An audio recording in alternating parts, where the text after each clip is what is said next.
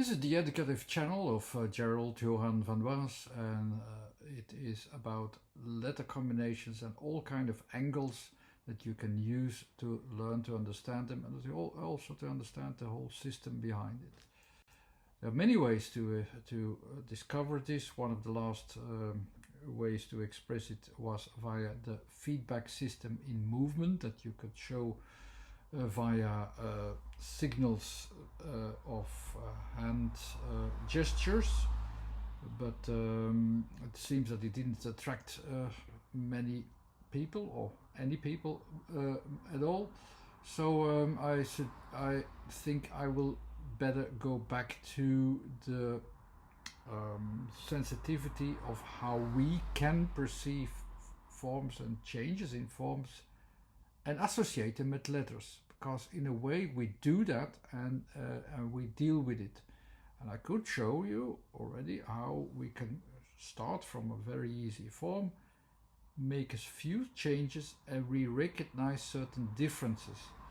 When our mind changes its position towards this new change, it also follows certain rules that fit with how letters are expressed and what letters represent. And I'll just give you examples with some explanation of what happens and also how it is perceived psychologically as well when we deal with them, and what kind of words are used there that deal with that. For instance, if I use an A, which is always in the center and so on, that's very easy to understand that when we do so, we also think as such that we start from there, from that center, and for what we know from this area, from what we interpret in this area. This is a way of thinking that is associated always with this letter. I can already talk a long time just about A alone. We will go or start from what already has seen before, the letter B and the letter A, and I will have some combinations that start from Ba up until Bu, a whole range of small changes that comes easily to another letter. And by adapting towards this new focus, our focus changes. I'll tell you what happens in our focus. And you can see also in the form that this form that will be formed will also fit with words that have that combination of letters. So I'll start from A. And the A, as I already told you, this is the area in which we have an object in focus, in the center of focus, and we already have an opinion about what it is. So it has a certain length of calculations, of estimations what this thing will be. That's the A. It's very important to understand that and to know these basics. The B is an extension from there, so I am extending my A, and it is enlarging. This field of observation is extending. That's what basically is happening from A to B. So, what if this process of growing extends its borders? What will happen? I will do this gradually. So we have here the B to A, from A to B. When this enlargement is even enlarging further, a new element is noticed there. It's small in the beginning. It's small, and then it is associated with a. It's just a small notice, not much more. It enlarged our A vision, but it's not more than that. It's that sound. You understand that I recognize something small. Okay, let's enlarge it even further. And now the A is getting a little bit smaller, and it fits still within the enlargement, so we can still grasp it. And the grasping area in between is Ö sound, the larger sound. So we still don't know what it is, but we still see it as something physical. Here it is very physical, it fits very well within our scope. That's the next step, and that's how this form is associated and recognized. When it's even getting larger than that, what will happen to our A? Our A will, of course, become smaller, and it is already, like see, the overlapping area is getting quite large, and that is changing our perspective on the whole. What we are seeing here, the center position is inside something else is going on. So there is a transition into changes, and this transition also changes my A into a different sound. It's the ow, and it changes into a ow of where we can have some attention to the interactions that you see there. The new area already enlarged so much that we already had a new sound, not just or ö, but it's already u. It's something else. We have to deal with it. It's almost equal in asking attention on our A. So it asks attention that there is something else. This something else somewhere else. This unknown element is then expressed as u. It's the new thing which comes in. It's you also. After a while, it will become you as someone else, as it is going to become. Okay, let's enlarge it even further.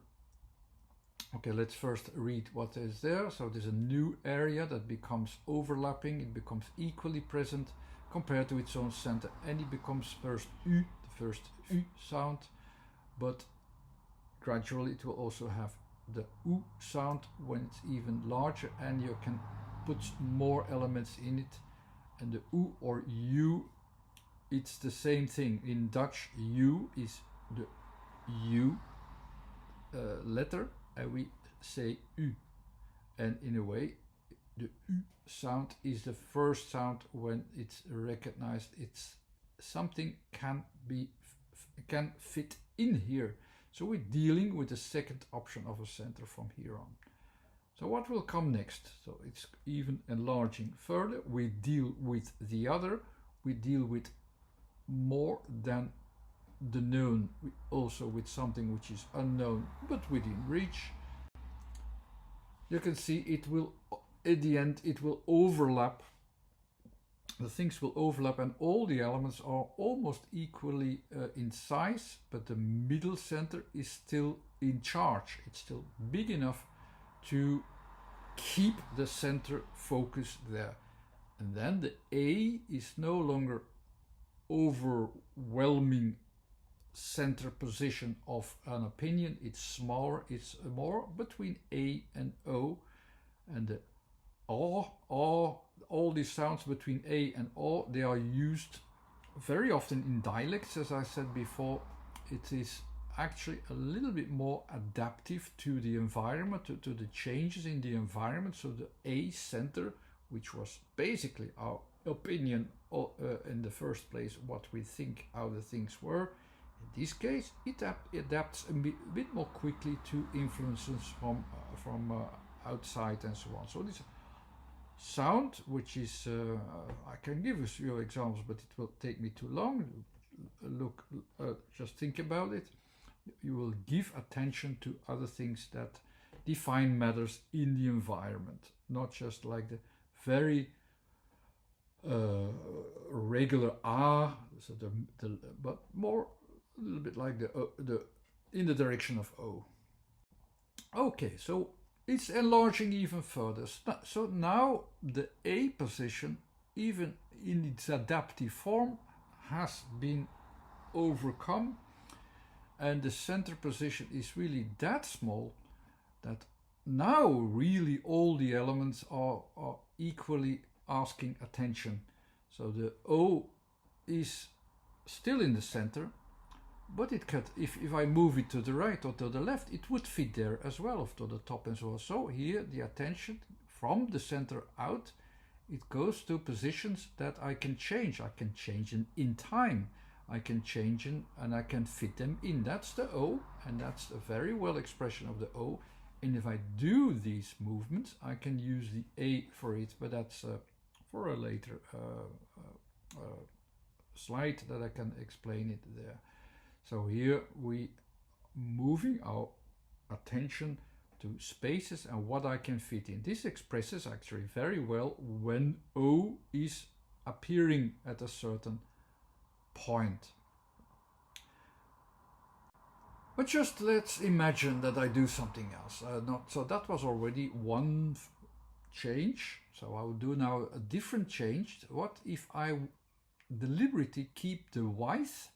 So that is also the range of what the A, the expansion of A. I will keep the width always, because I want to keep an eye on everything which is going on, and I will keep my attention over the full width of what is happening. Let's do that now, and let's see what kind of elements will come out of this approach. So when I do that, this width, of course, all what is in it, the full area, I cannot simply enlarge it. I can't start from this I know, and when more elements, when the elements are enlarging, I know more. It doesn't work like that. If you have a conversation and you have new elements and you don't know these elements and the things are enlarging to a larger space of discussion, that doesn't mean that you will immediately know these new things. No, you have to adapt them first and connect them first and so on. And then the inner center can grow, but not from the start. If you have a start and it's growing beyond you and you want to grasp it all, the first adaptation is you can only see, okay, I try to see this everything, but it's pressed. The height in which you can participate, it will get lower, and the sound will gradually change also from A to, in this case, pressed by the unknown, the U. This unknown or U will press it, and the sound will change also to the H for the space in which you try to maintain, and the it's also because you try to keep your material together within this space. You're actually losing it a little bit before you still can grasp that there is a lot of material, but gradually, when it's even getting wider, you will lose it in the end.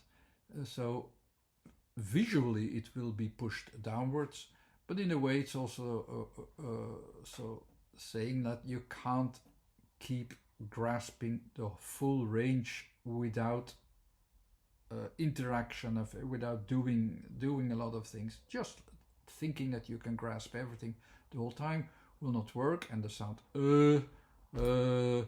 is already an expression of when you try to follow everything with a lot of elements that you don't know.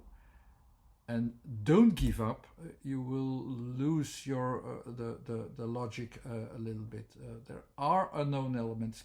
Keep them as unknown elements. But okay, it's a way that you can try to keep a focus on the full width. What will happen then? That's the first thing that will happen. You will lose a little bit of keeping everything together. It's at the end. It's just material, and without a strong center focus. When it's even more larger, the U will gradually become an U, because the area of the unknown become larger. Your area become wider, of course. The wider is the sound A, so it's A in this case. Very logic.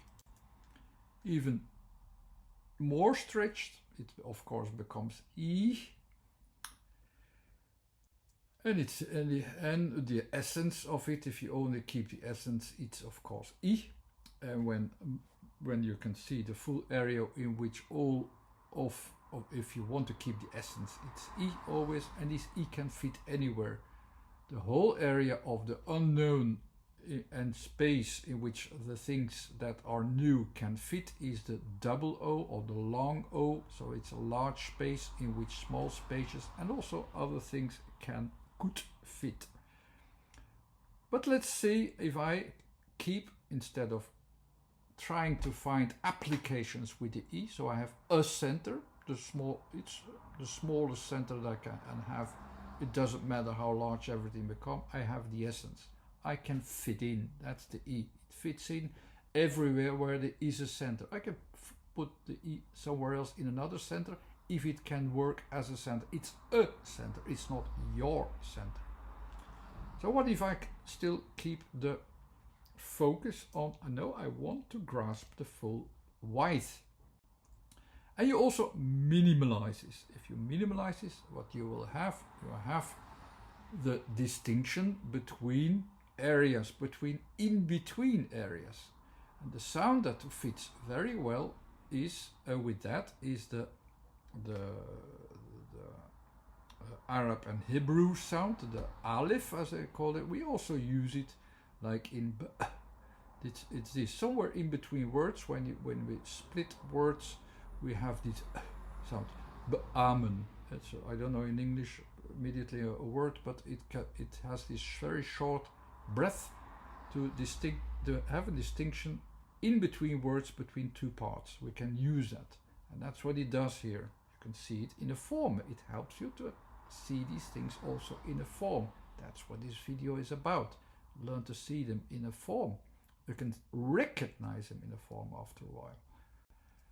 But we can also make more distinctions in between. So, and this is with the sound that we hardly use it's between D and T. But it's more easy that I immediately go towards a sound that is used more frequently as a written letter, and that's the D, which fits in. The D itself, you see, it pushes its limits within, other than with the B, and this is expressed with the D, and there are some examples from this. I have here DEUR, so it goes from that's the A in between, but it's with a lot of with some unknown elements in how to bridge it. The bridging, the physical bridging, is then the E, which I can compare of course with the DEUR or the DEUR, which I did before. The R is a difficult letter because the R is, in the theory, it says it's connecting the dots which you can need to bridge moments in time and in space. Anyhow, it is expressed quite easily if I do that here. I have here the connection points, and I have here a bridging moment in time and a bridging moment in space, and I also see the bridging. So what does happen in DEUR? The DEUR is, what is the DEUR? You can't see the DEUR here very well, but what is the DEUR? It is meant to bridge a moment in time, so that you bridge a space, so that you can go from one sort of space to another sort of space, and so you can't bridge the space automatically. You also need to bridge it in time, of course, physically as well. But you can recognize what the word is expressing in letters. Let's do the B instead of D, where we started from. So we have the but. So, and then but, like in starting point in some words in Dutch word like bedoeling, bedenkt, whatever. You can see the B was enlarging, and the D is more the bridging. So it is bridging the enlargement. As you can see, it's a bridging connection pushed inside one object. Okay, it's a bit abstract, but I will give you examples in English, which are easy. But it's not very far from but, of course. The but is emphasized again on the U or the E, the very small focus in between, and the B, and the bridging B's, the bridging buttons there, as you can see. It's recognizable here. And bad is a bit more strange thing. So it expresses a with bad is not, maybe not immediately recognizable here. And then I wondered, what does this express? Now it seems, at least I can recognize it in here, that it is, the A is connecting, bridging, getting stronger to different areas, to all the areas at once. It is not really associated with evil as bad, but you can say like, oh no, it's bad. When you associate that, it is more associated. Oh no, it's getting too large. It's spreading. It's infecting. It's one of the things that is expressed in here. Maybe not too clear in here. It's more easy if I express the sounds of bijt. Bijt is the area that bridges. What is bridges? As you can see, it is with the I from above. You can see the I from within. I could express as well, but here's from above. The sound shows you that there is with the A there's a certain width of impact, with a certain range of impact, a certain width, and it is breaching to a certain degree from somewhere. Different is bad. But the Dutch word is bath. It's lying there a little bit lost there, but it fits with the there is the B, there's the T, and there's the A there, and that it is the pressing in. As you can see, the pressing into that area of the bath. That's what you can recognize. Try to sense it. You will notice if you try that a few more times. So with but, when it's expressed not with the U but with an E, and then with the T and the T position itself is actually a little bit slightly off. It's always a little bit off somewhere in the volume area, so the B is better expressed like this. So if you would extend it from here it is you see this bridging also. You have the word like in a lot of Dutch verbs, but okay. Try to check them out, like paying in Dutch, betalen, betoveren. It's bridging from one thing to another and connecting. It's actually not much more than that, but you easily get the association in a way. It's a description now in this way, but okay, let's go to a real physical object. That's more easy. I have bet, really now with the E more pronounced. So now with the E is very small. It